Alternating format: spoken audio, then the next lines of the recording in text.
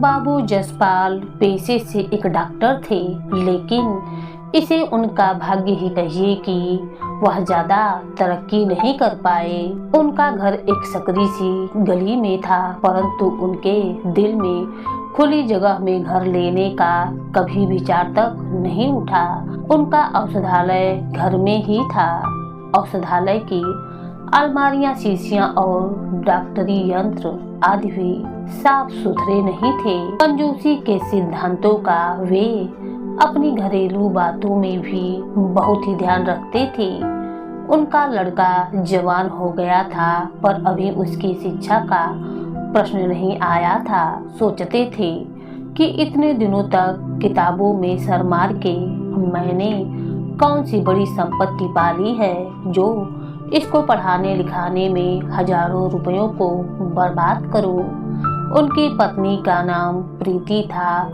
प्रीति बड़ी ही धैर्यवान स्त्री थी, परंतु डॉक्टर साहब को अपनी पत्नी के इस गुण की कोई कदर न थी। बाबू जसपाल की माँ अभी जीवित थी, परंतु गंगा स्नान के लिए वह तरस तरस कर रह जाती थी। फिर दूसरे पवित्र स्थानों की यात्रा की तो बात ही क्या करनी। इस घोर कंजूसी का परिणाम यह था कि उनके घर में सुख शांति का नाम न था। इसी परिवार में उनकी एक बुढ़िया नौकरानी भी थी, जिसका नाम था जगिया। उसने डॉक्टर साहब को गोद में खिलाया था और इस घर से उसे ऐसा प्रेम हो गया था कि सब प्रकार की कठिनाइयां झेलती थी, परंतु टलने का नाम नहीं लेती थी। डॉक्टर साहब की आय कोई बहुत ज्यादा न थी, परंतु उन्होंने कई शक्कर और कपड़े के कारखानों में हिस्सेदारियां खरीद रखी थीं। आज संयोग की बात है कि बम्बई के एक कारखाने ने अपने वार्षिक लाभ में से 750 रुपये मनी ऑर्डर द्वारा उन्हें भेजा था। डॉक्टर साहब ने मनी ऑर्डर लिया, नोट गिने और डाकिये को विदा कर दिया। डॉक्टर साहब डाकिये को प्रसन्न रखा करते थे। डॉक्टर साहब ने रुपए गिनकर एक थैली में रख दिए और सोच रहे थे कि चलो इसे बैंक में जमा करवा आऊं कि तभी एक रोगी का बुलावा आ पहुंचा। ऐसे मौके अक्सर ही आ जाया करते थे। यद्यपि डॉक्टर साहब को अपने बक्से पर बहुत भरोसा न था, परंतु विवश होकर उन्होंने वो थैली अपने बक्से में रखी और रोगी को देखने के लिए चले गए। वहां से लौटे तो 3 बज चुके थे। बैंक बंद हो चुका था। आज रुपया किसी भी तरह से जमा नहीं हो सकता था। प्रतिदिन की भांति वह अपने घर में ही बने हुए अपने औषधालय में जाकर बैठ गए। रात के 8 बजे जब वह घर के भीतर जाने लगे तो थैली को घर ले जाने के लिए बक्से से निकाला। थैली कुछ हल्की जान पड़ती थी। उनके होश उड़ गए। उन्हें विश्वास न हुआ। थैली खोलकर रुपए गिने तो पूरे 500 रुपए कम थे। बक्से के दूसरे खाने को टटोला, परंतु सब बेकार था। निराश होकर कुर्सी पर बैठ गए और सोचने लगे कि मैंने रुपए कहीं अलग तो नहीं रखे। डाकिये ने रुपए कम तो नहीं दिए। मैंने गिनने में कोई गलती तो नहीं की। मैंने एक एक गद्दी गिन गिन कर थैली में रखी हुई थी। सब मुझे ठीक से याद है। बक्से का ताला भी बंद था, किंतु अब समझ में आया, चाबी मेज पर ही छोड़ दी थी। बस यही हुआ। चाबी जेब में डालने की याद न रही, परंतु पैसा कौन ले गया। बाहर दरवाजे बंद थे। घर में धरे रुपए तो कोई छूता नहीं। आज तक कभी ऐसा मौका नहीं आया। अवश्य ही यह किसी बाहरी आदमी का काम है। सोचने लगे कि अब क्या करूं। पुलिस को खबर दूं, लेकिन बैठे बिठाए उलझन मोल लेनी पड़ेगी। मोहल्ले भर के आदमियों की दरवाजे पर भीड़ लग जाएगी। 10-5 आदमियों को गालियां खानी पड़ेंगी, परंतु परिणाम कुछ भी नहीं निकलेगा। तो क्या धीरज धरकर बैठा रहूं? कैसे धीरज रखूं? ये कोई हराम की कौड़ी होती तो समझ लेता कि जैसे आई थी वैसे ही चली गई। डॉक्टर साहब का मन चोर से बदला लेने के लिए व्याकुल हो रहा था, किंतु कोई उपाय नहीं सूझ रहा था। तभी उन्हें याद आया, हाँ, नदी की ओर जाते हुए जो एक ओझा बैठता है, उसके करतब की कहानी मैंने अक्सर सुनी है। सुना है गए हुए धन का पता बतला देता है, रोगियों को बता देता है कि बात बात में चंगा कर देता है, चोरी के माल का पता लगा देता है और काले जादू का माहिर है। यह निशाना ठीक बैठ जाए तो मेरी दिल की इच्छा पूरी हो जाएगी, रुपए भी मिल जाएंगे और चोर को सबक भी मिल जाएगा। उसके यहाँ हमेशा लोगों की भीड़ लगी रहती है। अगर उसमें कुछ बात ना होती तो लोग क्यों जमा होते? क्या करूं? सब ओझा के पास जाऊं, कोई लाभ ना हुआ तो कोई हानि भी नहीं होगी। जहां 500 गए हैं, 200-400 रुपयों का खून और सही। यह समय ठीक है, इसी समय भीड़ भी कम होती है, अभी चलना चाहिए। अपने मन में निश्चय करके डॉक्टर साहब उस ओझा के घर की ओर चल दिए। जाड़े की रात थी, 9 बज गए थे। रास्ता लगभग बंद ही हो गया था। कभी कभी घरों से रामायण की ध्वनि कानों में आ जाती थी। कुछ देर के बाद बिल्कुल सन्नाटा हो गया। रास्ते के दोनों ओर हरे भरे खेत थे। सियारों का हुआना सुनाई पड़ने लगा था। जान पड़ता था कि सियारों का दल कहीं आसपास में ही मौजूद है। इस समय सन्नाटे में सियारों का चिल्लाना डॉक्टर साहब को डरा रहा था। वह तेज कदमों के साथ बढ़े चले जा रहे थे। अचानक उनके मन में विचार आया कि कहीं मेरे घर में से तो किसी ने रुपए नहीं उठा लिए। वे तत्काल ठिठक गए, पर एक ही क्षण में उन्होंने इसका निर्णय भी कर लिया। क्या हर्ज है, घर वालों को तो इसका और भी कड़ा दंड मिलना चाहिए। चोर के साथ कोई सहानुभूति नहीं। यदि घर वालों ने मुझे धोखा दिया है तो उन्हें भी कड़ा दंड मिलना चाहिए। इतना कड़ा और इतना शिक्षाप्रद कि फिर कभी किसी का ऐसा करने का साहस न हो। अंत में वो ओझा के घर जा पहुँचे। वहाँ पर लोगों की भीड़ न थी। यह देखकर डॉक्टर साहब को बड़ा ही संतोष हुआ। ओझा का नाम बुद्धू था। लोग उसे चौधरी कहते थे। छोटा सा घर था और वह भी गंदा। छप्पर इतनी नीचे थी कि झुकने पर सर में टक्कर लगने का डर था। दरवाजे पर एक नीम का पेड़ था। कई लोहे के नोकदार त्रिशूल भी गड़े हुए थे। 10 बज चुके थे। बुद्धू चौधरी, जो कि एक रौबदार आदमी था, वहीं पर बैठा हुआ आराम कर रहा था। बोतल और गिलास भी उसके सामने रखी हुई थी। बुद्धू ने डॉक्टर साहब को देखकर तुरंत बोतल छिपा ली। घर से एक बुढ़िया निकल कर आई और डॉक्टर साहब को बैठाया गया। डॉक्टर साहब ने कुछ झेपते हुए सारी घटना को सुनाई। बुद्धू ने कहा, हुजूर, यह कौन सा बड़ा काम है। अभी इसी इतवार को दरोगा जी की घड़ी चोरी हो गई थी। बहुत तहकीकात की, परंतु कुछ भी पता न चला। मुझे बुलाया, मैंने बात की बात में ही पता लगा दिया। 5 रुपए का इनाम भी मिला। कल की ही तो बात है, जमींदार साहब की घोड़ी खो गई थी। चारों तरफ दौड़ते फिरते थे। मैंने ऐसा पता बताया कि घोड़ी चरती हुई मिल गई। इस विद्या की बदौलत ही मेरा सम्मान होता है। डॉक्टर को दरोगा और जमींदार की चर्चा अच्छी नहीं लगी। वे बोले, मैं केवल चोरी का पता लगाना नहीं चाहता, मैं चोर को सजा भी देना चाहता हूँ। बुद्धू ने एक क्षण के लिए आंखें बंद की, जमाही ली, चुटकियां बजाई और फिर कहा, यह घर के ही किसी आदमी का काम है। डॉक्टर साहब बोले, कुछ परवाह नहीं है, चाहे कोई भी हो। बुद्धू बोला, पीछे से कोई बात बने या बिगड़े तो हुजूर हम ही को बुरा कहेंगे। इसकी तुम चिंता ना करो, मैंने खूब सोच विचार कर लिया है। बल्कि अगर घर के ही किसी आदमी का काम है तो मैं उसके साथ और भी सख्ती करना चाहूँगा।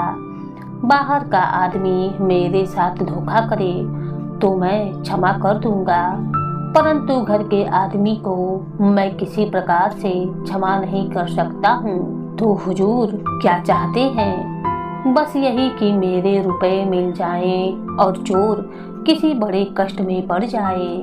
काले जादू का मारक मंत्र चला देना।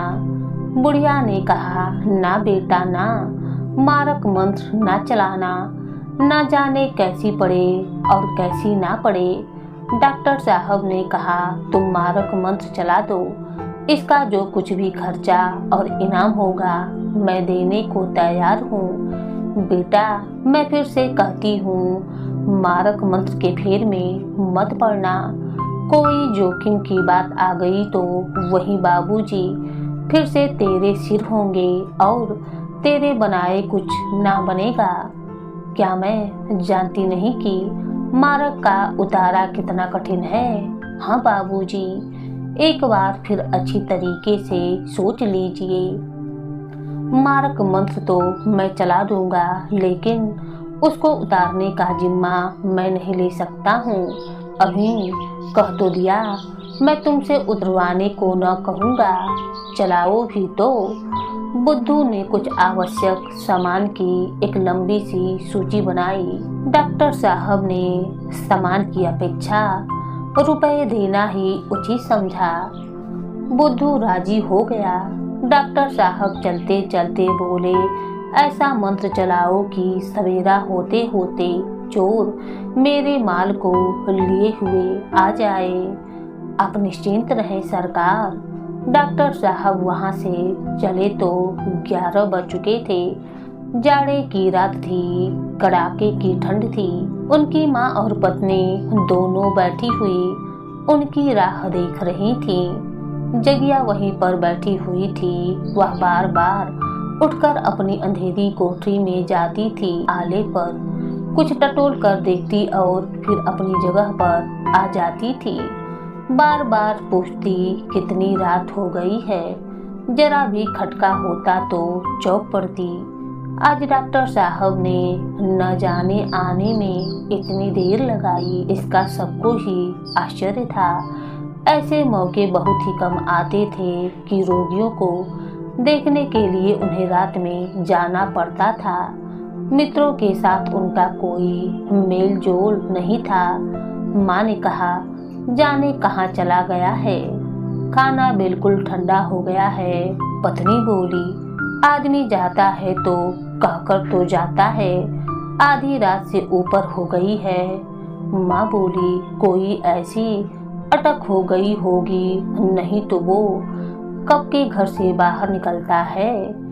मैं तो अब सोने जाती हूँ, उनका जब भी जी चाहे वो आए।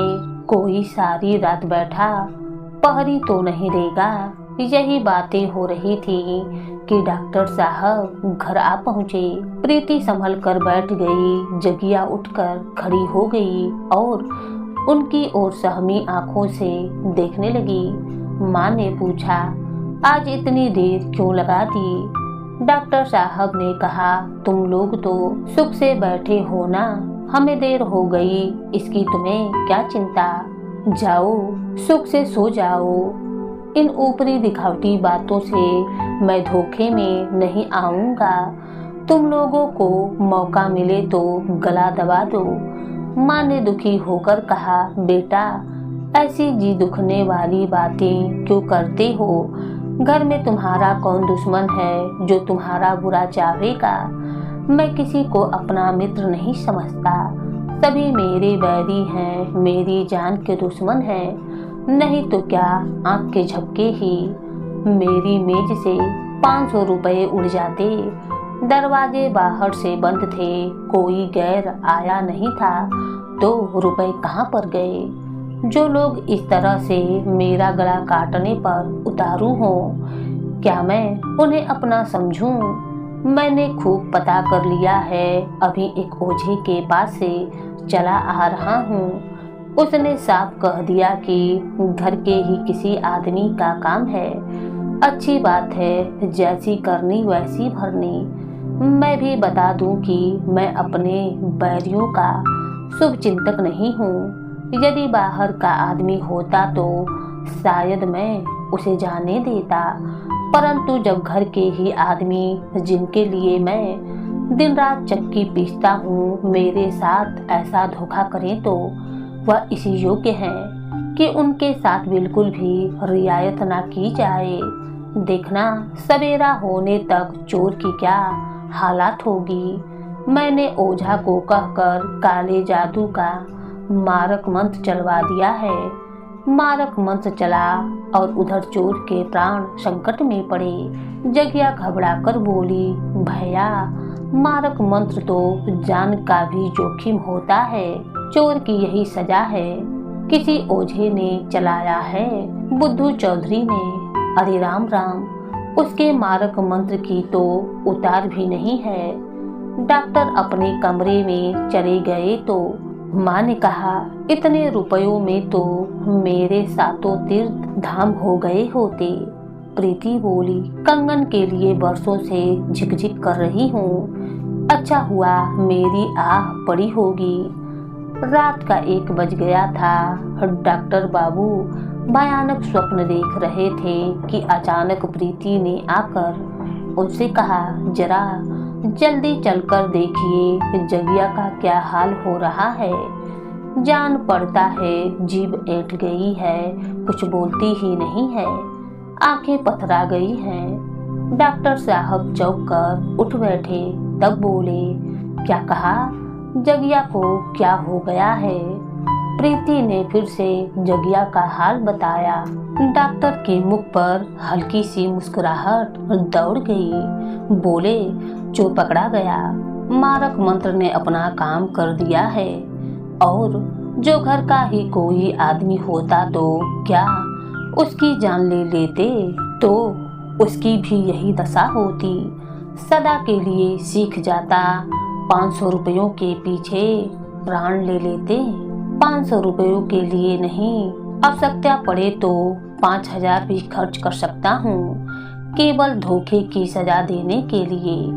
बड़े निर्दयी हो आप। बातें करते हुए वह जगिया की कोठरी में पहुँच गए। जगिया की हालात उससे भी कहीं अधिक खराब हो गई थी जो प्रीति ने बतलाई थी।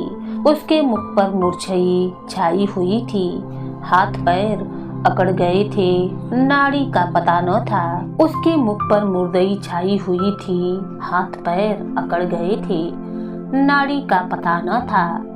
डॉक्टर साहब की माँ उसे होश में लाने के लिए बार बार उसके मुख पर पानी के छींटे दे रही थी। डॉक्टर ने जगिया की ये हालात देखी तो उनके होश उड़ गए। उन्हें अपने उपाय की सफलता पर प्रसन्न होना चाहिए था। जगिया ने रुपए चुराए तो इसके लिए अभी तक प्रमाण की आवश्यकता न थी, परंतु मारक मंत्र इतनी जल्दी प्रभाव कर देगा और इतनी घातक वस्तु है, इसका डॉक्टर साहब को अनुमान ना था। वे चोर को एड़ियां रगड़ते, पीड़ा से कराहते और तड़पते हुए देखना चाहते थे, परंतु यह दुखमय दृश्य देखकर प्रसन्न होने के बदले उनके हृदय पर चोट सी लग गई। उनके मन में दया का भाव उठने लगा। इसके अतिरिक्त इसका उन्हें अनुमान नहीं था कि जगिया जैसी दुर्बल आत्मा उनके गुस्से का शिकार हो जाएगी। वे समझते थे कि मेरे बदले का वार किसी सजीव मनुष्य पर ही होगा। यहाँ तक कि वे अपने स्त्री और लड़के को भी इस वार के योग्य समझते थे। पर मरे को क्या मारना, कुचले को क्या कुचलना, उन्हें जगिया का ये काम क्षमा योग्य लगने लगा। जिसे रोटियों के लाले हो, कपड़ों को तरसती हो और जिसकी इच्छाएं कभी पूरी ना हुई हो, उसकी नीयत बिगड़ भी जाए तो कौन सी हैरानी की बात है।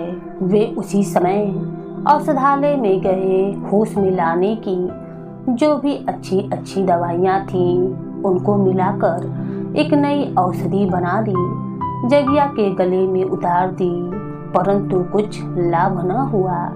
जगिया को होश में लाने के यत्न किए जाने लगे। थोड़ी ही देर बाद जगिया की आंख खुली। उसने सहमी हुई दृष्टि से डॉक्टर साहब को देखा और उखड़े हुए स्वर में बोली, हे राम, कलेजा फूका जाता है, अपने रुपए ले लो। आले पर एक हांडी है, उसी में रखे हुए हैं। मुझे अंगारों से मत जला। मैंने तो रुपए तीर्थ करने के लिए चुराए थे। क्या तुझे तरस नहीं आता? मुट्ठी भर रुपयों के लिए मुझे आग में जला रहा है। मैं तुझे ऐसा ना समझती थी। हाय राम। ये कहते हुए बुढ़िया फिर से बेहोश हो गई। नाड़ी बंद हो गई, ओठ नीले पड़ गए, शरीर के अंगों में खिंचाव होने लगा। डॉक्टर साहब ने दीन भाव से प्रीति की ओर देखा और बोले, मैं तो अपने सारे उपाय कर चुका हूँ। अब इसे होश में लाना मेरे बस के बाहर की बात है। मुझे नहीं पता था कि यह अभागा मारक मंत्र इतना घातक हो जाएगा। कहीं इसकी जान पर बन गई तो जीवन भर पछताना पड़ेगा। आत्मा की ठोकरों से कहीं छुटकारा न मिलेगा। क्या करूं, बुद्धि कुछ काम नहीं करती है। प्रीति बोली, किसी सिविल सर्जन को बुला लाओ, हो सकता है वह कोई अच्छी दवा दे दे। डॉक्टर साहब बोले, सिविल सर्जन इससे अधिक और कुछ नहीं कर सकता है जो मैं कर चुका हूँ। हर घड़ी इसकी दशा गिरती ही जा रही है।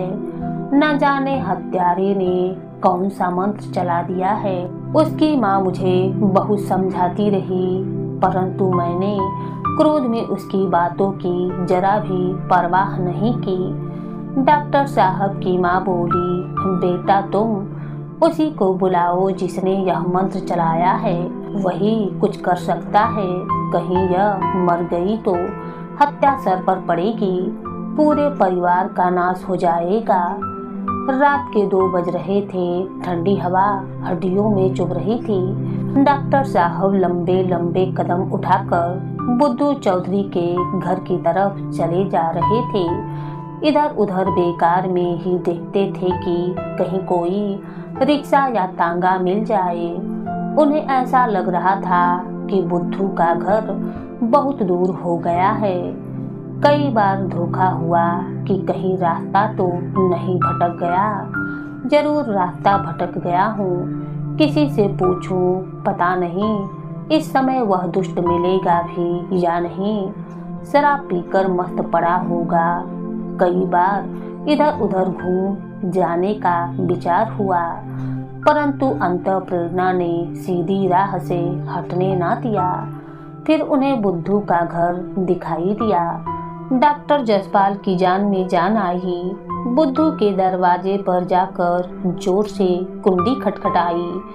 भीतर से कुत्ते की आवाज सुनाई दी, परंतु आदमी का कोई शब्द सुनाई ना दिया।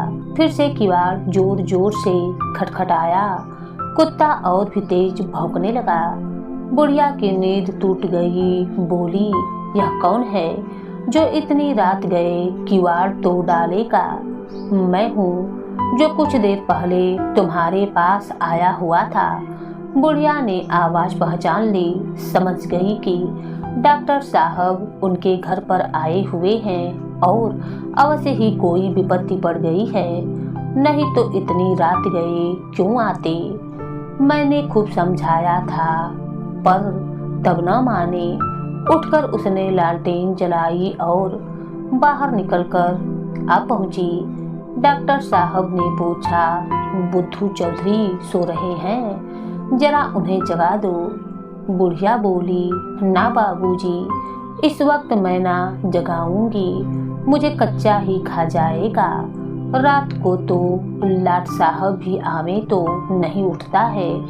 डॉक्टर साहब ने थोड़े ही शब्दों में पूरी घटना कह सुनाई और बड़ी ही विनम्रता से कहा कि बुद्धू को जगा दें। इतने में बुद्धू अपने आप ही बाहर निकल आया और आंखें मलता हुआ बोला, कहिए बाबूजी, क्या हुक्म है? बुढ़िया ने चिढ़कर कहा, तेरी नींद आज कैसे खुल गई? मैं जगाने गई होती तो मारने को पड़ता।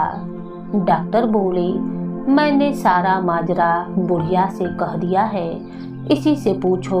बुढ़िया बोली, कुछ नहीं, तूने काले जादू का मारक मंत्र चलाया था, रुपए इनके घर की मेहरी ने ही लिए हैं। डॉक्टर बोले, बेचारी मर जाएगी। डॉक्टर बोले, बेचारी मर जाएगी, कुछ ऐसा उपाय करो कि उसके प्राण बच जाएं। यह सुनकर बुद्धू बोला, यह तो आपने खूब सुनाई, मारक मंत्र को फेरना आसान नहीं है।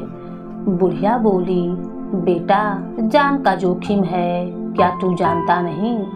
कहीं फेरने वाले पर ही उल्टा पड़े तो जान बचानी कठिन हो जाएगी। डॉक्टर बोले, अब उसकी जान तुम्हारे ही बचाए बचेगी, इतना तो धर्म करो। बुढ़िया बोली, दूसरे की जान की खातिर कौन अपनी जान आफत में डालेगा? तुम दिन रात यही काम करते हो, तुम्हें सब दाव पेच मालूम है, मार भी सकते हो और बचा भी सकते हो। मेरा तो इन बातों पर बिल्कुल भी विश्वास नहीं था, लेकिन तुम्हारा कमाल देखकर मैं दंग रह गया।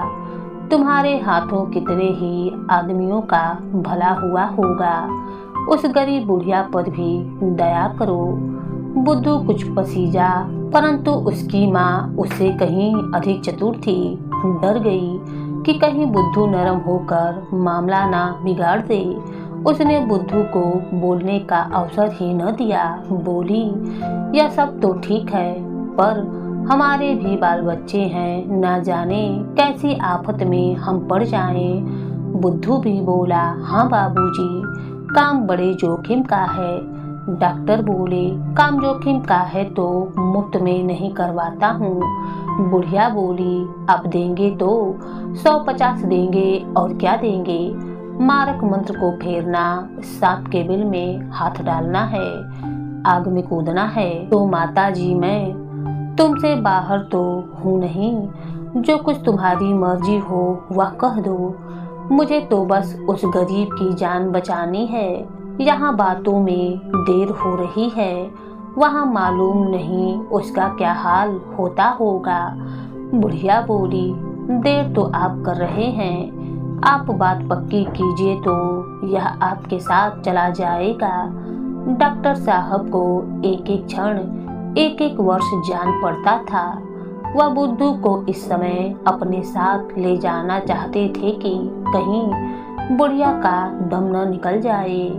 उस समय उनकी आंखों में रुपए का कोई मूल्य नहीं था, केवल यही चिंता थी कि जगिया मौत के मुंह से निकल जाए। वे बोले, तुम ही बतला दो। बुढ़िया बोली, अच्छा तो 500 रुपए दे दीजिएगा, इससे कम में काम न बनेगा, इससे काम बन जाएगा। बुद्धू ने माँ की ओर आश्चर्य से देखा और डॉक्टर साहब निराश होकर बोले, इतना तो मेरे बूते से बाहर है। जान पड़ता है कि उसके भाग्य में मरना ही लिखा है। बुढ़िया बोली, तो फिर जाने दीजिए, जाओ बुद्धू, जाकर सो जाओ। डॉक्टर बोले, माता इतनी निर्दयी मत बनो, आदमी ही आदमी के काम आता है।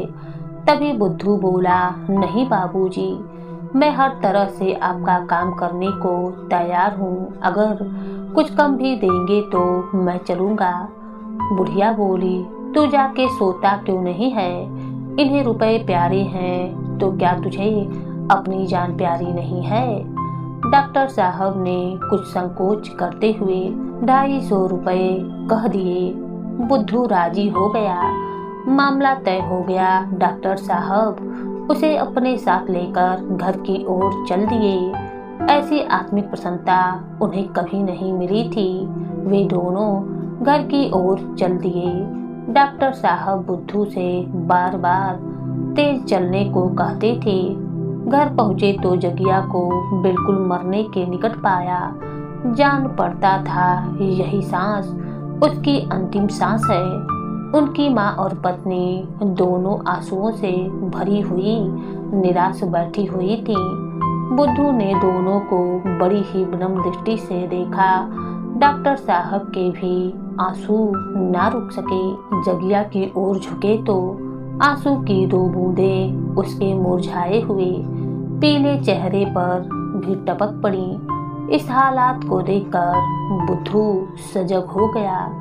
जगिया की देह पर हाथ रखते हुए बोला, अब मेरे किए से भी कुछ नहीं हो सकता है। यह तो दम तोड़ रही है। डॉक्टर साहब ने गिड़गिड़ाते हुए कहा, नहीं चौधरी, ईश्वर के नाम पर अपना मंत्र चलाओ।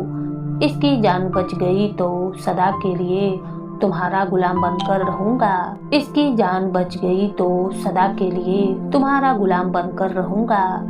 बुद्धू बोला, आप मुझे जानबूझकर जहर खाने को कहती हैं। मुझे मालूम न था कि काले जादू के देवता इस वक्त इतने गर्म हैं। वह मेरे मन में बैठे कह रहे हैं, तूने मेरा शिकार छीना तो मैं तुझे निगल जाऊंगा। डॉक्टर बोले, देवता को किसी तरह से राजी कर लो। राजी करना बड़ा ही कठिन है। 500 रुपए दीजिए तो इसकी जान बचे। उतरवाने के लिए बड़े बड़े जतन करने पड़ेंगे। 500 रुपए दे दूंगा तो क्या जान बचा दोगे? हाँ बिल्कुल, शर्त के साथ। डॉक्टर साहब जल्दी से बिजली की तरह लपक कर अपने कमरे में से 500 रुपयों की थैली लाकर बुद्धू के सामने रख दिए। बुद्धू ने विजय की दृष्टि से थैली को देखा, फिर जगिया का सर अपनी गोद में रखकर उस पर हाथ फेरने लगा। कुछ बुदबुदा कर सूसू करता जाता था। एक ही क्षण में उसकी सूरत डरावनी हो गई। लपटे से निकलने लगी, बार बार अंगड़ाइयां लेने लगा।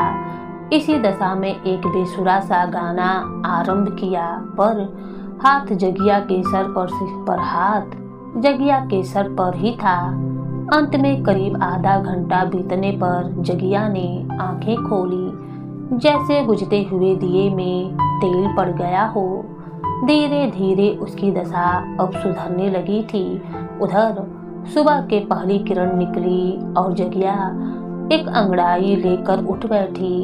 7 बजने को हुए तो जगिया फिर से एक मीठी मीठी नींद सो गई थी। उसकी दशा अब निरोगी लग रही थी। बुद्धू रुपयों की थैली लेकर चला गया था। डॉक्टर साहब की माँ ने कहा, बात ही बात में 500 रुपए मारकर ले गया। यह क्यों नहीं कहती कि एक मुर्दे को जिंदा कर गया? क्या उसके प्राणों का इतना भी मूल्य नहीं? माँ ने कहा, देखो आले पर 500 रुपए हैं या नहीं? डॉक्टर साहब ने कहा, नहीं, उन रुपयों को हाथ मत लगाना, उन्हें वहीं पर पड़े रहने दो। जगिया ने तीर्थ करने के वास्ते लिए थे, अब उसी काम में लगेंगे। माँ ने कहा, यह सब उसी के भाग्य के थे। डॉक्टर साहब बोले, उसके भाग्य के तो थे, 500 रुपए ही थे, बाकी मेरे भाग्य के थे। उसकी बदौलत मुझे जो शिक्षा मिली है वह जिंदगी भर ना भूलेगी। तुम मुझे अब किसी भी जरूरी काम में मुट्ठी बंद करते हुए ना पाओगी। इस घटना के बाद से डॉक्टर साहब का मन बिल्कुल बदल चुका था। वे अब एक कंजूस आदमी नहीं थे। वे जरूरतमंद लोगों की सहायता करते और यथाशक्ति दीन दक्षिणा देते।